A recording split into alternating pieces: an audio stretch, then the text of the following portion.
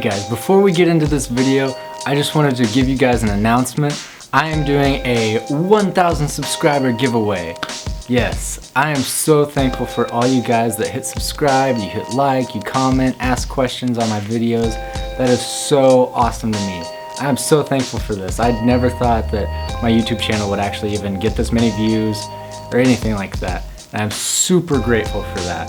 So for this giveaway, I will tell you the car, but I'm not gonna reveal it until we hit 1,000 subscribers, which is gonna be very soon.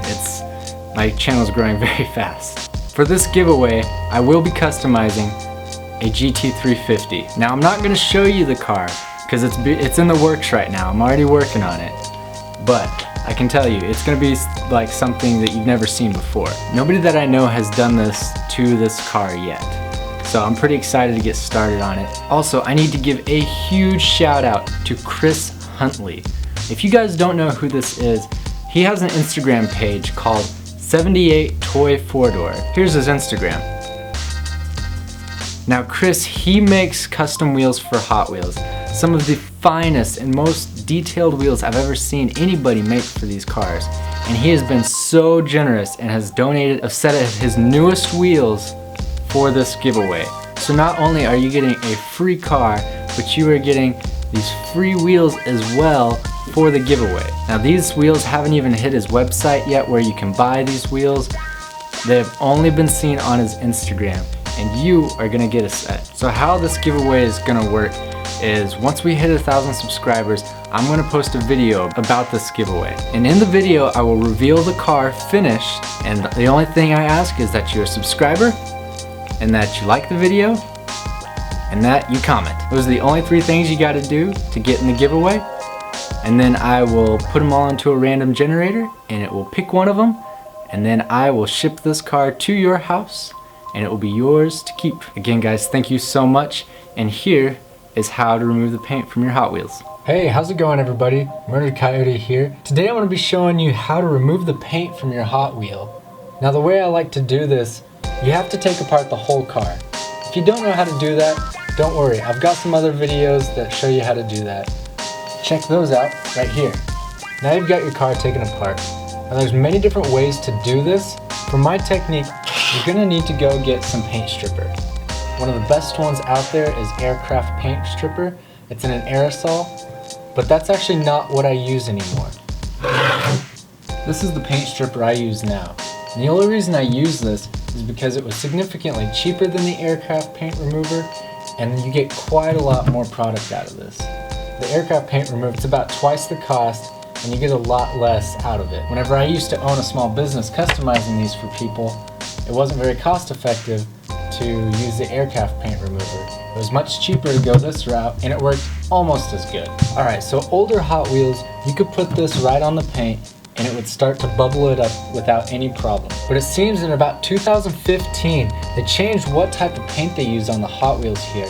And it's a lot more durable, it's a lot stronger. And in order for this to start taking the paint off, and even the aircraft remover to start taking the paint off, I had to scuff up the car with some sandpaper. I cut sheets of sandpaper into small little squares like this.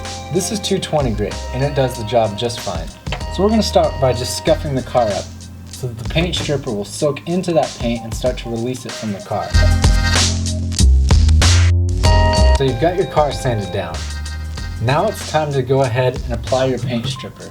I just take a normal paper plate to set the car in so the paint stripper doesn't get on the counter or whatever you're working on. I take an old paintbrush, one that I'm not too fond of, to apply my paint stripper. Now I apply this pretty heavy. The thicker it's on there, usually the better it works. Alright, after about 15 to 30 minutes, you can come back and your paint should be pretty well lifted off the car. Now, we let it sit.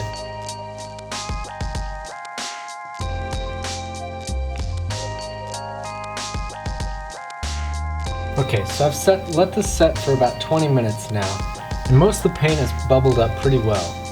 The next thing to do is go put on some gloves, some chemical-proof gloves, and wash this off the car. And what I like to do is I like to rub the car as I'm washing it off, just in case there's some spots that are held on pretty well. Now if the paint hadn't bubbled up so well, I would have taken a Scotch-Brite with me whenever I washed this off. Because that Scotch-Brite, it has enough grit to it that it'll help loosen up any paint that's left on there and it won't tear up the metal too bad.